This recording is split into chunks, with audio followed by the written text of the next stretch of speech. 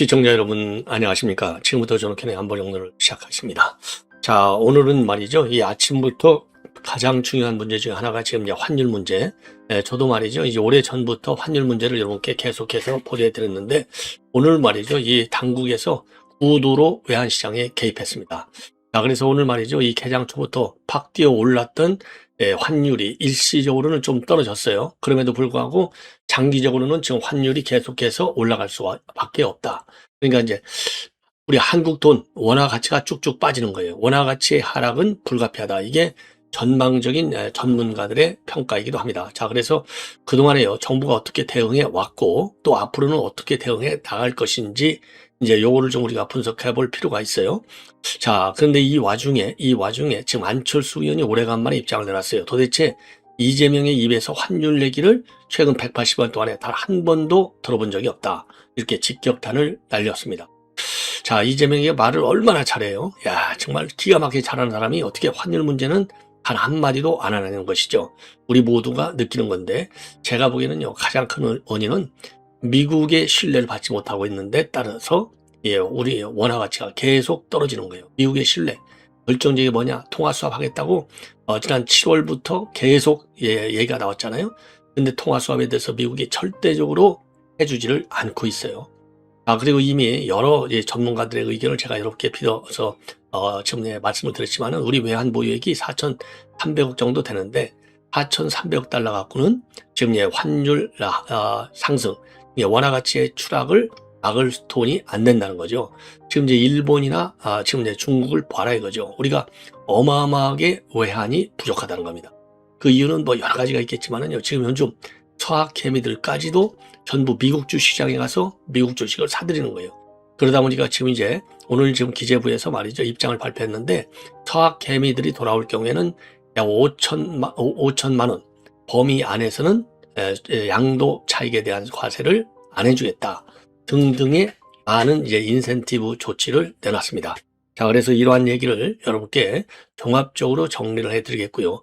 일부 해외 공항, 지금 LA 공항 같은 데서는요, 지금 원화가 말이죠, 한 1,800원을 넘어섰다는 보도까지 나오고 있어요. 이제 공항에서는 조금 높긴 높아요. 왜냐하면 뭐 마지막 떠날 때 이제 돈을 바꾸니까 급하잖아요. 우리도 여기 지금 우리 서울 시내에서 바꾸는 환율하고 그다음에 인천공항에서 바꾸는 환율은 상당한 차이가 있습니다. 자, 그렇기 때문에 LA 공항에서의 환율을 갖다가 일반적인 지표로 보고 분석할 수는 물론 없겠지만은 그 정도로 우리 한국 돈의 가치가 지금 떨어지고 있다는데 위기의 본질이 심각하다. 이런 점을 말씀을 드리고요. 그다음에 두 번째로는요, 지금 어제 윤석열 대통령에 대한 추가 구속영장 심사가 있었습니다. 한 2시간 만에 끝났는데 우선요, 이게 지금 왜 그러냐? 어제도 제가 말씀을 드렸지만은 지금 1월 16일 날 지금 이제 내란 특검에서 얘기한 체포 방해 요 선고가 있거든요. 그런데 이제 6개월 만료가 언제냐면 1월 18일 날 만료가 돼요. 그래서 1월 18일 날 만료가 되면은 이게 6개월이 넘어가기 때문에 석방되는 것이 아니냐라고 하는 그런 희망이 우리 자유우파 국민들 사이에서는 상당합니다. 자, 그래서 지금 언론에서 말이죠. 야, 과연 1월 18일 날 석방될 거냐 안 될 거냐? 이제 전망 기사들이 많아요. 자, 결론을 보면 지금 언론계 법조계에서 나오는 기사를 보면 전반적인 그 주류의 흐름을 보면은 석방설은 바늘구멍이다. 이게 전반적인 평가인 것 같습니다. 자, 그래서 저도 뭐 지금 흐름으로 보면은요, 법리적인 측면에서만 본다면 이건 뭐 문제가 많다. 왜냐하면 아니 왜 이틀 전에 1월 16일 날 선거를 해? 말도 안 되는 것이죠. 그리고 본래 1월 16일 날 선거하려는 게 아니라 그때쯤에서 추가 증인을 어떻게 선정할 것이냐, 추가 증인을 선택하는 것도 했는데 한 달 이상을 땡겨서 선고하는 거예요. 한 달 이상을 땡겨서 선고한다는 얘기는 뭡니까? 1월 18일 날 넘어가면 석방이 되니까, 석방되면 안 되니까 미리 유죄를 치겠다는 거 아니에요. 만약에 유죄 때릴 가능성이 없다면은 뭘 하고 1월 16일 날까지 땡겨서 하겠어요. 자연스럽게 순리대로. 더군다나 그게 1월 16일경에 추가 증인을 어떻게 할 것인지를 결정하겠다라고 얘기한 것은 재판부가 법정 안에서 얘기하는 거거든요. 재판장이. 그런데 그가 한 일주일 사이에, 나흘 사이에 말이죠, 요거를 한 달이나 땡겨버렸어요. 이 얘기는 굉장히 지금 재판부도 급하다는 걸 알고 있는 거예요. 그러니까 법리적 판단이 아니라 정무적 판단을 하겠다는 그 마인드가 재판장한테도 스스로 생겼건 외부의 주입에 의해서 생겼건, 예, 생겼다는 얘기죠. 그러니까 이게 그래서 변호인단에서 강력하게 항의했지 않습니까? 이거 뭐 하는 짓거리냐고. 예, 그래서 제가 보기에는 이거 하나만 보더라도, 그러니까 만약에 그 체포 방해, 요게 유죄로 떨어지면, 유죄로 떨어지면은 당연히 이건 뭐 무슨 집행유예 때리겠어요. 징역이지. 그러면 자연스럽게 1월 18일 날 6개월이 만료했다는 빵 가능성이 완전히 제로가 되는 거예요. 그래서 제가 바늘구멍보다도 살살 요 딱 하나를 보더라도, 여러 가지 이유가 있죠. 이 하나를 보더라도 그 전에만 하더라도 말이죠. 이게 석방될 가능성이 좀 높아, 이런 의견도 상당했거든요. 근데 제가 보기에는 그 가능성이 딱 요거 1월 16일 날로 땡겨서, 그러니까 지금 변호인단 그랬잖아요. 아니 요 체포가 지금 유죄냐 무죄냐, 이거 무죄야 맞다는 거 아니겠어요? 왜냐면 지금 그 무죄야 맞는 게, 공수처는 수사권도 없는 거 아니에요. 수사권도 없는 거. 여러분들 이정근 돈 봉투 받아먹은 민주당 의원들 3명 다 항소심에서 무죄 때렸지 않습니까? 왜? 이건 별건 수사고, 이게 증거가 이건 불법으로 수집된 증거야. 이거 돼 있잖아요. 불법으로 수집된 증거. 그러면 공수처의 수사는 증거보다 더해. 수사권 자체가 불법이야. 그러니 불법으로 수사권을 가지고서 지금 체포영장을 발부해가지고 그거를 집행을 방해했다고 유죄를 때려? 이거는 뭐 불법이 계속되는 거죠. 불법 수사, 불법 영장 발부, 불법 영장 집행, 그리고 불법으로 구속, 그리고 불법으로 유죄, 5개 항이 연결되잖아요. 그래서 이게 문제인 겁니다. 그럼에도 불구하고 1월 16일로 땡긴 거는 유죄의 확실성이 굉장히 크다, 이걸 얘기하는 거 아니겠어요? 그래서 1월 18일 날 석방될 수 있느냐라고 하는 설들이 지금 다시 논의가 돼요. 어제 추가 구속영장 실질심사, 이게 이제 하나가 있고, 그 다음에 어제 이제 이 추가 구속, 이건 이제 일반 이적죄잖아요. 이게 이제 만약에 추가 구속영장을 발부해, 그러면 1심 선고와 관계없더라도, 그러니까 2중 3중에 망을 딱 서는 거예요. 1심, 그러니까 이 체포영장 방해, 요거와 관계없이, 이 선고와 관계없이 만약에 지금 무인기 침투와 관련해서 이게 일반 이적죄로, 맞아, 법리적으로 이건 이적죄가 성립이 되기 때문에 추가 구속에서 본안 재판을 받아봐야 돼. 딱 때려버리면 이것도 다시 이제 6개월이 또 되기 때문에 무조건하고 또 못 풀려나요. 2중, 3중, 4중에 고리를 딱딱딱딱 걸어 있는 겁니다. 그래서 제가 보기에는요, 바늘구멍이 아니라 아예 뭐 전무하다고 저는 봅니다. 왜? 지금 일반 이적죄, 이거를 지금 거기에 만약에 윤 대통령이 기각이 된다. 그러면 김용현 장군도 지금 이게 들어가 있거든요. 김용현 장관도. 이거 전부 다 싹 다 영장이 기각돼야 돼요. 자, 그러면 그 판사가 견뎌낼 수 있겠어요? 지금 내란 전담 재판부 밀어붙이는 거 보십시오. 살벌하지 않습니까? 예. 그런 말씀을 드리지 않을 수도 없습니다. 그래서 그러면은요, 지금 이제 이 외환 시장이 지금 난리가 났는데, 여기와 관련해서요, 지금 구두 개입 조치가 이루어졌습니다. 이 구두 개입 조치 때문에 지금 이제 오늘 아침에 말이죠, 1.3원이 오른 1484.9원으로 출발했지만은, 이 구두 개입 직후에 오전 9시 5분께는 1465원 오전까지 급락을 했습니다. 한 20원 정도 급락을 했어요. 예. 자, 그래서 지금 오늘 이 발표한 내용을 보면은요, 기재부의 국제금융국장 김재환, 그리고 이제 한국은행의 윤경수 국제국장이 오늘 개장 직후에 구두 개입을 했습니다. 외환당국 시장 관련 메시지라고 하는 제목으로 공지를 했어요. 원화의 과도한 약세는 바람직하지 않다. 당국은 지난 1, 2주에 걸쳐서 1년의 회의를 개최하고 각 부처 및 기관별로 담당 조치를 발표했다라고 강조를 하고요. 이것은 정부의 강력한 의지와 종합적인 정책 실행 능력을 보여주기 위해서 상황을 정비한 과정이었음을 곧 확인하게 될 것이다. 딱 요거를 발표하게 나니까 떨어졌어요. 20원 가까이. 자, 그러면서 말이죠, 그동안에 선물 환 포지션 제도의 합리적 조정, 그리고 외화 유동성 스트레스 테스트 부담을 경감시켰고, 거주지 원화 용도 외화 대출 허용을 확대했고, 국민연금 관련 뉴 프레임워크를 모색했다. 이런 거를 연달아 발표를 해왔습니다. 자, 그리고 김용범도요, 국내 7개 대기업 관계자들 긴급 환율 간담회를 소집한 바 있습니다. 자, 그리고 이와 별도로 한국은행은요, 금융기관 외환 건전성 부담금을 갖다가 내년 1월부터 6월까지 한시적으로 면제하고, 같은 기간 외화예금 초과 지급 준기금의 이자를 지급하기로 결정했습니다. 자, 그래서 말이죠, 지금 시장 안팎에서는요, 국민연금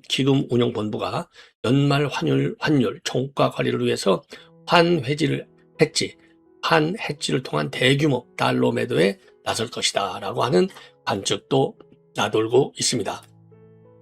자, 그래서 말이죠. 그러면 이제 정부가 그동안에 이제 어떤 이 조치를 해 왔는지 한번 여러분께 도표로 말씀을 드리겠습니다. 요 도표는요, 요거는 지금 이제 우리 중앙일보가 만든 도표가 되겠습니다. 우선요, 지난 11월 14일 날 점검회의를 열고서 국민연금이 이제 개입한다. 이렇게 구두 개입을 시사한 바 있고요. 지난 26일 날에는 구윤철 경제부총리가 뉴 프레임워크를 발표를 했어요. 그리고 11월 30일에서 12월 1일 사이는 6개 부처 합동 점검을 하고 대책을 발표했고요. 지난 9일 날에는 TF를 설치했고 18일 날에는 해외 투자 마케팅을 중단하라. 그러니까 이제 해외 주식에 투자하라 이렇게 하는 마케팅 요거 중단하라. 그리고 19일 날에는 아까 말씀드린 대로 7개 수출 기업을 불러서 환 차익을 단속한 바 있습니다. 그럼에도 불구하고 이게 떨어지지가 않는 거예요. 여기에 고민이 있는 겁니다. 자, 그래서 지금 이제 이렇게 이제 말이죠. 지금 우리 한국 돈이 떨어지다 보니까 우리 중소기업들 한 40%, 수출과 수입을 병행하는 중소기업들의 40%는 환율 급등으로 인해서 피해가 너무나 크다. 이런 불만이 제기되고 있고요. 그리고 이제 고환율 때문에 내수가 침체되면서 기업의 52%가 내년도 경영은 굉장히 어려울 것이다. 자, 그러다 보니까 우리가 말이죠. 요즘은 이제 밥만 먹으면 커피점에 가잖아요. 커피점에 가는데 커피 값이 5년 새 무려 4배나 올라갔어요. 우리 원화 가치가 떨어지니까 이 정도로 굉장히 심각한 상황에 도달해 있는 겁니다. 자, 그래서 지금 이제 그 외환시장이 드디어 이제 불이 붙은 거죠. 그리고 말이죠. 지금 이제 오늘 정부가 내놓은 이런 그 국내 투자 외환 안정 세제 지원 방안, 이 정부가 이제 기재부가 오늘 갑자기 이거를 발표했어요. 그래서 개인 투자자가 해외 주식을 매각한 뒤에 이 서학개미들 얘기하는 겁니다. 국내 주식시장에 단기 투자할 경우에는 해외 주식 양도소득세를 갖다가 한시적으로 감면하도록 되어 있습니다. 그래서 개인 투자자를 위한 선물한 상품도 도입되고 한 해지를 실시할 경우에는 양도소득세 혜택을 부여합니다. 그리고 국내 기업의 해외 자회사 수입 해당금에 대한 세금 부담도 줄여주기로 했어요. 그래서 정부는요, 국내 시장 복귀 개제에 대한 세제 지원을 신설하는데 23일까지 그러니까 이제 보유 중인 해외 주식을 매도한 뒤에 국내 주식에 1년 이상 장기 투자할 경우는 1인당 매도 금액 5천만 원 한도 내에서 발생한 양도차익에 대해서는 세금을 1년간 감면해 주게 되어 있습니다. 자, 그리고 또 정부는요, 주 달러 가치가 떨어지더라도 개인 투자자들이 미리 대비할 수 있도록 주요 증권사의 개인 투자자용 선물한 매도 상품 출시를 지원한다. 이렇게 되어 있습니다. 그리고요, 23일까지 보유하고 있는 해외 주식에 대한 환 해지를 실시한 개인 투자자에게는 세제 혜택이 적용될 예정이라고 합니다. 그래서 연평균 잔액 1억 원까지 환 해지를 인정하고 환 해지 규모의 5%, 즉 최대 500만 원을 해외 주식 양도소득세 계산 시에는 소득 공제로 반영해 주겠다. 이렇게 지금 입장을 내놓고 있습니다. 그리고 해외에서 벌어들인 자금의 국내 환류도 촉진할 예정으로 있는데요. 국내 모기업이 해외 자회사로부터 받은 배당금에 대한 입금 불신임률을 갖다가 현행 9%에서 95%에서 100%로 상향 조정해 주기로 했습니다. 자, 그리고요, 또 이러한 내용이 담긴 조세특례 제한법 개정을 조속히 추진할 예정이라고 합니다. 그러니까 지금 이것저것 좀 할 수 있는 조치는 전부 다 하는 것 같아요. 자, 그럼에도 불구하고 과연 이게 우리 원화 가치 추락이 줄어들 것이냐, 거기에 대해서는 회의적 시각이 많다. 왜냐하면요, 이재명이가 기관장들이 일 제대로 못하고 난리를 치고 있잖아요. 그럼에도 불구하고 지금 이제 외국환 문제에 관해서는, 즉 환율 문제에 대해서는 단 한 번도 말을 안 했어요. 이게 이제 문제인 겁니다.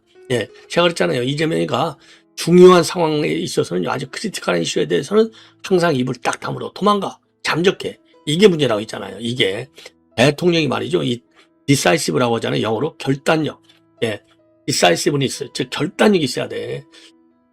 정부 부처에서 이럴까 저럴까 망설일 때 대통령이 딱 참모들 보고 전문가들의 의견 이런 걸 딱 종합해가지고 딱 결정을 내려줘야 이게 딱 흔들림 없는 국정이 운영이 되는데, 그렇게 흔들릴 수 있는 최고 중요한 문제가 있으면 이재명은 안 보여. 잠적해. 이게 큰 문제가 되는 겁니다. 자, 그래서 지금 이제 여러분들 말이죠. 잘 아시다시피 그러면 왜 이렇게 끝없이 우리 한국 돈이 추락하느냐? 제가 보기에는요. 제일 큰 게 미국의 통화 수합이 없는 게 제일 저는 크다고 봐요. 예. 자, 그런데 이제 전문가들이 보는 거, 이거 중앙일보가 아주 분석을 잘 해놨어요. 우선요, 당국이 너무 단기적인 수급 대책에만 치중하고 있다는 겁니다. 단기적인. 그래서 97년도 외환위기 때처럼 달러 유동성이 부족해서 원화 가치가 하락하는 거라면은 선물한 포지션 비율 규제를 완화하거나 외환 건전성 부담금을 면제하는 이런 효과가 있지만 지금은 그런 상황이 아니다. 그래서 그간의 정부 대책이 심리를 안정시키는 데 도움이 됐을지는 모르겠지만은 환율 흐름을 바꾸지는 못했다. 예. 자, 그리고요, 또 2010년 이후에 베이비붐 세대가 은퇴하면서 연금, 보험 등 장기 저축이 증가했고 더 높은 수익률을 위해서 해외로 대규모 자금이 이동한 게 원화 가치를 끌어내린 근본적 원인이다. 그래서 환율이라고 하는 것은 결국 시장 가격이고 환율을 잡으려면 수요 공급 곡선 자체를 변화시켜야 하는데 달러 공급을 늘리려면 저축 자금이 해외로 빠져나가지 않도록 국내 투자 매력도를 높여야 하는 것이다. 예. 자, 그리고 또 하나는요, 정확한 상황 진단과 대처가 너무 늦다는 겁니다. 그래서 환율 분할 심리를 키웠다는 거예요. 그래서 국민연금의 해외 투자 증가, 이른바 서학개미의 투자 열풍은 지속적인 흐름이었는데도 불구하고 뒤늦게 이를 탓하면서 뒷붕 대응을 한 거, 이것도 환율이 올라가는데 크게 기여를 했다. 자, 그래서 외환 시장이 안정적일 때는 지난해 말 1조 달러를 돌파한 순 대외 자산이 외화 방파제 역할을 하고 있다고 강조했는데 이제는 반대로요. 이 한국 그런 게 아니라 KDI나 한국은행에서 해외 투자 쏠림을 완화해서 순 대외 자산 증가세 둔화로 이어지도록 해야 한다는 보고서를 내놓고 있는 상황이 된다는 겁니다. 그 다음에 또 하나는요. 향후에 대미 투자 증가에 따른 기업의 부담 증가, 이것도 달러 수요를 키우는 요인인데 3,500달러 나가게 돼 있잖아요. 외환당국은 공식적으로 이거를 언급하는 것조차도 꺼리고 있다는 겁니다. 그래서 오히려 원화 약세에 따른 작은 이익을 보려고 하지 말라. 이러면서 수출 기업을 압박하기도 하는 거, 김용범이가 이거 잘못됐다. 그래서 관세 협상을 성공적으로 마무리했다고 강조하려다 보니까 서학개미 등 다른 곳으로 화살을 돌렸다라는 비판이 나오고 있다는 겁니다. 자, 그래서 새로운 외환시장 질서가 형성되고 될 수 있도록 당국의 대응책에도 전면 재검토해야 될 것이 아니냐. 자, 그래서 반도체 수출 중심의 성장이 내수 회복으로 이어지지 못하고 청년 고용은 악화하면서 한국 경제의 기초 체력에 대한 의구심이 커지고 있다. 최근의 환율 흐름은 그 적신호인 만큼 당장 원화 가치를 끌어올릴 단기 대응에 집중하기보다는 경제 체질을 근본적으로 개선하는데 사활을 걸어야 한다. 이런 입장을 내놓고 있는 전문가들도 상당해요. 자, 그러다 보니까 이제 안철수는요, 이재명이가 6개월간 환율을 단 한 번도 언급 안 하더라. 진짜 일을 좀 하라. 직격탄을 날리고 있습니다.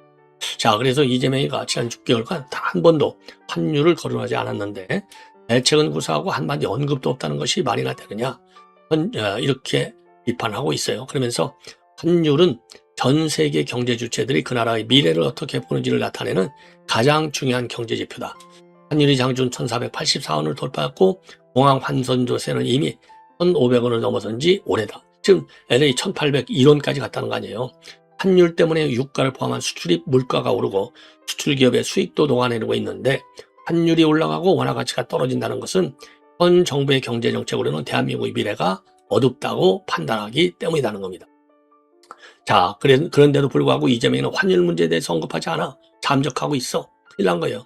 대통령 홈페이지에서 환율을 검색해 보니까 지난 6월 26일 추경 관련 국회 시정연설에서 윤 정부 비판에 고환율을 거론한 이후에 공식 발언에서 환율을 언급한 사례가 단 한 차례도 발견되지 않았다는 겁니다.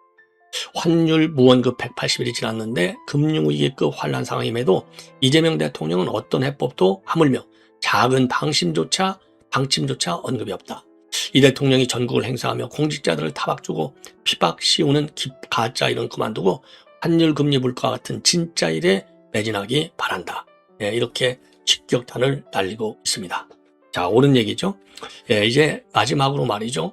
윤 대통령이 과연 석방될 것이냐, 요 지점을 내용을 여러분께 말씀을 드리겠는데, 자, 이게 말이죠. 우선요, 지금 어제 신문에서 지금 이 조은석 특검 이쪽에서는 일반 이적죄가 성립된다, 강하게 주장을 했지 않습니까? 증거인멸과 도주 우려성이 있다. 자, 이렇게 해서 했지만은 이 변호인 측에서, 그리고 윤 대통령도 직접 설명을 했어요. 그게 이제 한 대까지로 구속은 안 된다. 그리고 지금 이제 조은석 특검의 법리적 주장은 법리적으로 맞지 않다. 그래서 영장은 기각돼야 한다. 이렇게 강력히 주장했습니다. 한마디로 얘기해서 무인기 작전이라든가 원점 타격 얘기 이런 것 자체가 윤석열 대통령한테 보고된 적이 단 한 번도 없다. 이 지점이고요. 그리고 트럼프 대통령하고 얘기할 전화를 통하는데 트럼프 대통령이 먼저 오물풍선 얘기를 하더라. 그런데 이제 본인은 이제 화생방 위험이라든가 이런 것들이 없는 한 절대적으로 말이죠. 예, 전략적 인내 기조를 유지하겠다. 그래서 북한의 도발로 추가 인명 피해가 발생하지 않는 한 인내하겠다. 이런 입장을 설명했다고 밝히고 있습니다. 예. 자, 그리고요, 일반 이적죄 성립과 관련해서는 이거는 지금 특검이 얘기한 대로 한다면은 이거는 내란 준비행위다. 일종의. 내란 준비행위인데 이거는 내란 재판이 이루어지고 있는 거 아니냐? 이거야말로 이중 기소다. 예. 그래서 이 특검의 공소 내용이 상당히 불충분하다. 그리고 증거인멸 도주 우려 전혀 없다. 증거인멸 도주 우려. 그리고 이제 충분한 방어권을 행사하기 위해서는 구속이 빨리 풀려야 된다. 예, 충분한, 그렇죠. 방어권. 예. 이런 대여섯 가지 이유로 영장이 기각돼야 한다는 점을 강력히 주장을 했습니다. 이게 영장이 기각이 되면 바늘구멍이 생기는 거예요. 그런데 제가 이미 말씀드린 대로 1월 16일 날 체포 방해 혐의에 대한 백대엽 부장판사죠. 선고가 있게 된다 이거죠. 이 선고가 한 달 이상 땡겨졌다는 얘기는 1월 18일 날 구속이 풀려나는 가능성을 막기 위한 것이 아니냐, 이런 판단을 하지 않을 수 없는 겁니다. 예. 자, 그러게 이제 또 하나 그럼에도 불구하고 말이죠. 그럼에도 불구하고 지금 내란 전담대표부 구성하는 이 법안이 또 하나의 변수가 돼요. 자, 그런데 이것도 제가 보기에는 큰 변수가 되지 않을 것이다. 왜? 지금 윤 대통령 측에서는요, 헌법 소원, 또 가처분 신청, 또는 우연 법률 심판 신청, 여러 가지 법률적 지금 제기를 할 가능성을 확실하게 밝히고 있어요. 자, 그러면 이제 헌재 가서 심리를 해야 되는데 헌재가 정무적 판단하지 법리적 판단을 하겠냐 이 말입니다. 이미 우리가 봤잖아요. 만장일치로 탄핵하는 걸 봤잖아요. 자, 그래서 지금 이제 이 법안에 따르면은요, 지금 1월 2일까지가 입법 예고 기간이기 때문에 예기율을 시행하지 않거나 수정할 가능성도 있어요. 자, 그런데 이게 이제 그 대통령까지 이제 사인이 다 끝나면 법안을 공포하게 되고, 그러면은 판사회의의 사무분담 기준을 마련할 것이다. 이 법안에 따르면. 그 다음에 사무분담위원회가 재판부를 구성하고 다시 판사의 의결을 거쳐서 법원장이 이제는 판사를 임명하도록 이렇게 되어 있어요. 자, 그러면은 이게 이제 내란 전담 대표부가 되면은 최초의 사건은 바로 한덕수 방조 혐의 선고가 1월 20일 날 예정되어 있기 때문에 이게 이제 최초의 내란 재판부 심리 사건이 될 것이다. 이렇게 되어 있거든요. 왜냐하면 1월 21일 날 한덕수 총리 선고하니까 2월 초면은 이제 이 항소심이 고법으로 넘어오잖아요. 예. 자, 그래서 이렇게 될 경우는 이제 이게 잡음이 일어날 수밖에 없다는 것이죠. 자, 그런데 이제 문제는 뭐냐? 그럼 이렇게 해서 이제 내란 전담 재판부가 이제 만들어진다 하더라도 윤 대통령이 이거를 갖다가 헌재, 이게 우연 법률 심판을 신청하거나 직접 또 헌법 소원 또는 가처분을 제기한다. 근데 법원이 이거를 받아들이면 재판 지연은 불가피하게 될 수밖에 없다는 겁니다. 예. 자, 그렇기 때문에 이게 만약 재판 지연이 된다, 그럼 1월 18일 날 풀려날 수도 있어요. 그런데 그 전에 벌써 1월 16일 날 체포 영장 방해에 대한 심리 선고가 예정돼 있기 때문에 굉장히 어려울 것이다. 자, 그럼에도 불구하고 말이죠. 경실련에서조차도 참여연대 경실련 이런 좌파 진영에서조차도 내란 전담 대표부 우연이다. 이런 비판을 하고 있는 겁니다. 자, 그래서 말이죠. 그리고 근데 당연히 우리 이제 윤 대통령의 변호인단에서도 내란 전담 대표부 통과에 대해서는 우연 법률 심판 제청 신청을 비롯해서 입법 독재에 의한 헌법 파괴 행위를 과시하지 않겠다. 이제 평등권 침해가 제일 세다는 것이죠. 예. 자, 그래서 경실련의 입장문을 보면은요, 외견상 우연 소지는 상당 부분 해소된 것으로 보이지만 실질적으로는 사법부 자율에 맡겨진 영역을 입법으로 강제해서 불필요한 시비와 사법권 침해의 선례만 자초했다. 이미 있는 얘기를 입법으로 강제함으로써 법원의 정상적인 사법행정 절차에 입법이 개입하는 전례를 남기게 됐고 이것이 피고인 측에서 활용할 우려가 있다. 이런 지금 입장을 내놓고 있는 겁니다.